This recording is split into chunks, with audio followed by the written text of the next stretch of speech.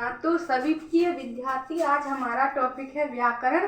तो हम कोई भी टॉपिक स्टार्ट करते हैं तो सबसे पहले उसके बारे में जानकारी प्राप्त करते हैं। तो व्याकरण है, इसका शाब्दिक अर्थ क्या होगा? व्याकरण का अर्थ होगा, आज तो मैंने पढ़ा है, विश्लेषण करना। अब किस चीज का विश्लेषण करेंगे? विश्लेषण करना। विश्लेषण का शाब्दिक अर्थ होता है, विश्लेषण का अर्थ होता है जानकारी प्राप्त करना, जानकारी प्राप्त करना।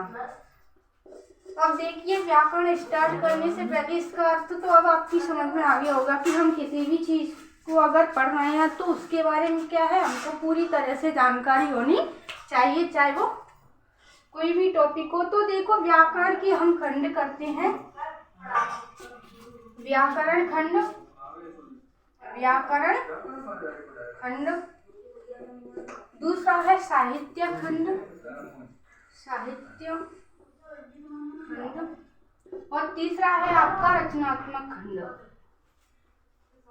रचनात्मक खंड। हम रिफ्लेक्शन आ रहा है, कुछ नहीं दिख रहा।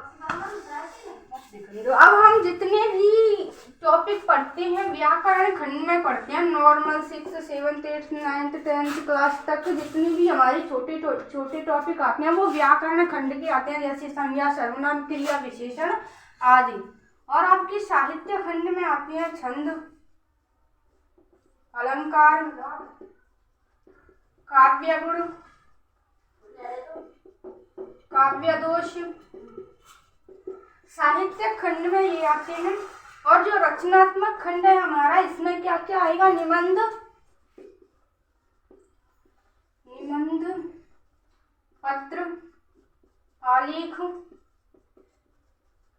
फीचर।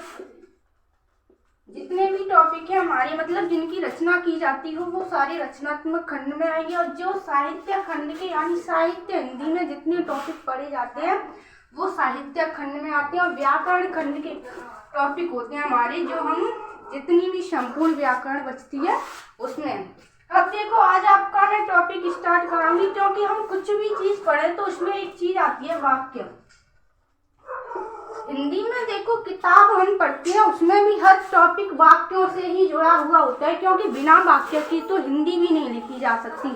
तो देखो, आप सबसे पहले देखिए वाक्य निर्माण क्या है, वाक्य का निर्माण किस तरीके से होता है, ठीक है? तो देखो, स्क्रीनशॉट ले लेना अगर किसी को जरूरत हो तो, है ना? तो वाक्य निर्माण प्रक्रिया पे आ जाइए सभी बच्चे। देखूंगा वाक्य निर्माण। अब वाक्यों का निर्माण किस तरीके से किया जाता है, देखिए। अब यही जो व्याकरण है इसी में आपका टॉपिक होता है, देखो, वर्ण एक टॉपिक होता है जिसको हम व्याकरण खंड के अंतर्गत पढ़ते हैं। वर्ण, शब्द, पद और फिर है वाक्य। मैंने बताया व्याकरण खंड, साहित्य खंड और रचनात्मक खंड आपका एक टॉपिक होता है व्याकरण खंड। और व्याकरण खंड में आप इसी को पढ़ते हैं, वर्ण, शब्द, पद, वाक्य, संधि, सर्वनाम, क्रिया, विशेषण, विकारी शब्द, अविकारी शब्द, जितने भी टॉपिक है वो। उनमें से अब हमारा वाक्य निर्माण एक टॉपिक है, तो उसका निर्माण किस तरीके से किया जाता है इसको देखो। तो वर्ण, वर्ण क्या है? वर्ण को अगर देखा जाए तो वर्ण क्या है? वर्ण भाषा की सबसे छोटी इकाई होती है, उसको हम कहते हैं वर्ण। भाषा की सबसे छोटी इकाई वर्ण कहलाती है, वर्ण कहलाती है। भाषा की जो भी सबसे छोटी इकाई होगी वो क्या होगी? वर्ण। अब मान लो जैसे कि मैंने लिखा क, सब बच्चे बोलेंगे ये क्या है? शब्द है, वर्ण है, पद है, वाक्य है, ये क्या है? क। तो देखो, ये जो का है ये वर्ण नहीं है हमारा।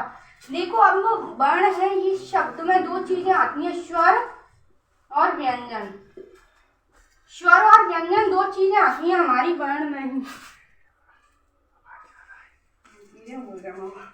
स्वर और व्यंजन दोनों चीज आती हैं। अब देखो, स्वर और से अंग तक होती है हमारे, अ से अंग तक। व्यंजन होती है क से ज्ञ तक।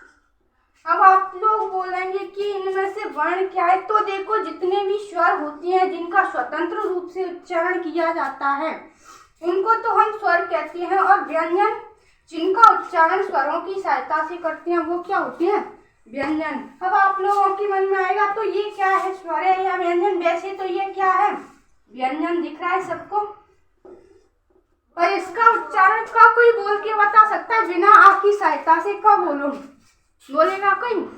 का नहीं बोल सकते। इसीलिए तो देखो व्यंजनों का उच्चारण करने के लिए स्वरों की आवश्यकता होती है। तो ये जो का है ना, शुद्ध नहीं है। अब इसके नीचे हलंत लगा दो और आ को अलग कर दो, अभी ये क्या है, शुद्ध व्यंजन है। अभी ये भाषा की सबसे छोटी इकाई है, इसको ही हम बोलेंगे क्या, वर्ण। अब हम इससे ज्यादा इसके कोई और खंड नहीं कर सकते। कर सकते हैं क्या? नहीं कर सकते, क्योंकि इसमें से अ छिपा हुआ था उसे अलग कर दिया। ख बोलेंगे तो इसमें भी अ छिपा है, अगर अ हम अलग करेंगे तो ख हो जाएगा, यानी ये शुद्ध व्यंजन बन जाएगा। और शुद्ध व्यंजन होता है, वही हमारा होता है वर्ण। अ अलग हो गया। अब वर्ण आप लोग समझ गए होंगे वर्ण क्या है। अब देखो वर्ण के बाद आता है शब्द। अब देखो सीधी सी परिभाषा इसकी, शब्द क्या है, वर्ण का जो सार्थक समूह बनता है उसे ही हम क्या कहते हैं, शब्द। अब एक और छोटी सी परिभाषा आती है आपकी अक्षर। अक्षर यानी जिनका निर्माण स्वरों की सहायता से होता है उसी को हम कहते हैं अक्षर। और शब्द क्या है, जिसका निर्माण वर्णों की सहायता से हो। शब्द, जिन शब्दों का निर्माण वर्णों, चलो इस तरीके से लिखो, वर्णों के सार्थक समूह को, सार्थक समूह को,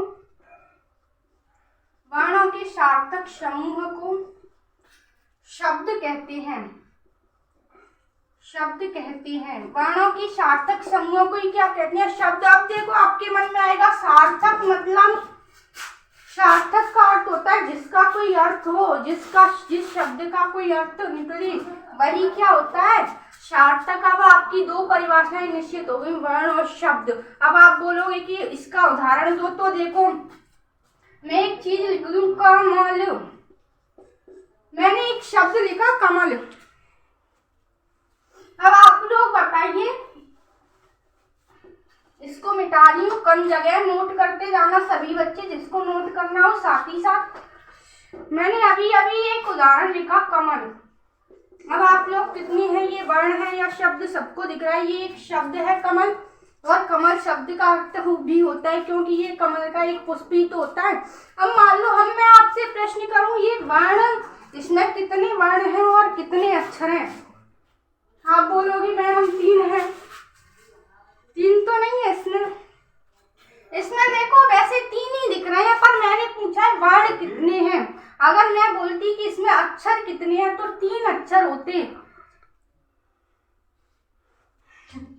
तो इसमें वर्णों को देखा जाए तो इसमें वर्ण है हमारे 6। अब देखो 6 वर्ण किस तरीके से है। क में अ छिपा हुआ है, क्योंकि किसी भी व्यंजन का उच्चारण अ की सहायता से नहीं होता। म में भी अ छिपा हुआ है और ल में भी क्या है, अ छिपा हुआ है। अब इनको काउंट कर लो, कितने हो गए, कमल 6 ही तो वर्ण हुए। और अगर हम इसमें अक्षर देखें तो अक्षर कितने हैं, 3। तो अब आप समझ गए शब्द क्या है। अभी इसको देखो, हम शब्द क्यों बोल रहे हैं, क्योंकि ये किसी वाक्य में प्रयुक्त नहीं है। अब इसी शब्द को मान लो हम किसी वाक्य में प्रयुक्त कर दें। चलो मैं एक और उदाहरण दे रही हूँ। अब पद क्या है, वर्णों का सार्थक समूह शब्द कहलाता है और शब्दों का सार्थक समूह ही पद कहलाता है। अब मैंने एक नाम लिखा रमेश। रमेश एक शब्द है, किसी व्यक्ति का नाम है। अब ऐसे देखें तो ये संज्ञा है, और यहाँ पे सिर्फ एक ही शब्द है और कुछ नहीं है, रमेश। अब इसी रमेश को मान लो हम एक पद में प्रयुक्त करते हैं। रमेश खाना खाता है, खाना खाता है। अब ये रमेश एक शब्द है या पद, बताओ। पहले तो ये रमेश था ना, ये बेचारा अकेला था। अब जब ये अकेला होगा तो सीधी सी बात है ये शब्द था, क्योंकि इसका तो कोई साथी नहीं दे रहा। अब यहाँ पे जब यही जो रमेश है एक वाक्य में प्रयुक्त हो गया, जब इसको वाक्य में प्रयुक्त किया गया तो ये रमेश क्या है, एक पद बन गया। अब पद कैसे बन गया, क्योंकि अब इस वाक्य में इसको एक पदवी मिल गई। पदवी किस चीज की मिल गई, क्योंकि ये कर्ता है, खाना खा रहा है। अब जो खाना खाने का कार्य है वो कर्ता कर रहा है, और कर्ता की पदवी इसको मिल गई, तो रमेश क्या बन गया, पद। अब जो यही रमेश है इसको एक और पदवी मिली है। रमेश एक संज्ञा शब्द है, तो इसको संज्ञा की पदवी मिल गई। संज्ञा किसी व्यक्ति का नाम ही तो होता है, कोई भी व्यक्ति हो, तो इसको यहाँ पे दो पदवी मिल रही है, एक कर्ता की, दूसरी संज्ञा की। और जब इसको ये दो पदवी मिल गई तो ये कौन हो गया, पद बन गया। समझ गए। अब आप लोगों की एक समझ में आ गई कि जो शब्दों का सार्थक समूह होता है वही क्या कहलाता है, पद।